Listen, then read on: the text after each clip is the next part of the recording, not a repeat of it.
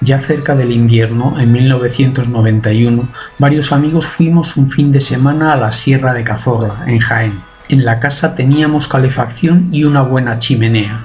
Caída la tarde del sábado, un hombre joven llamó a la puerta. Su hijo de 4 o 5 años lloraba desconsoladamente.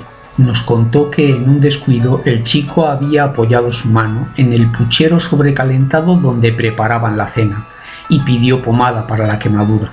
Se la dimos. Agarró con firmeza la mano del niño y empezó a aplicar el ungüento. El chico, que quería soltarse y tampoco podía cerrar la mano, pidió a gritos que parase. Y al ver que su padre seguía, comenzó a exclamar: «¡Papá no me quiere! ¡Papá no me quiere!». Su padre se detuvo un momento, pues ese grito se le había clavado en el corazón. Pero como lo quería mucho y precisamente porque lo quería, siguió extendiendo con delicadeza la pomada. Al terminar se despidió de nosotros agradecido.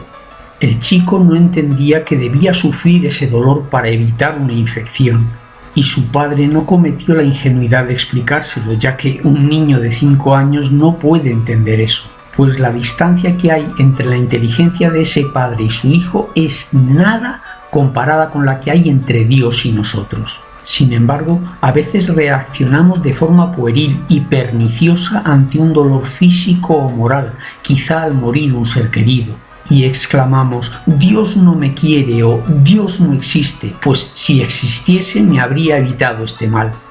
Cuesta aceptar que nos acompañe el mal físico y también el pecado, y cuando ese mal nos afecta todo se viene abajo. Dios no quiere la injusticia, pero la permite porque respeta nuestra libertad. No nos quiere esclavos, sino hijos. Si reflexionamos con madurez, nos reconoceremos muy pequeños delante de Dios, más que un niño de 5 años ante su padre. Y diremos, quizá con lágrimas en los ojos: «Papá, mi Padre Dios, sabe más. Y como sé que me quiere y me cuida, también sé que sacará bienes mayores de estos males, aunque yo no lo entienda ahora, y quizá tampoco mientras viva». Consideremos esto en momentos de paz para reaccionar bien cuando llegue la tribulación.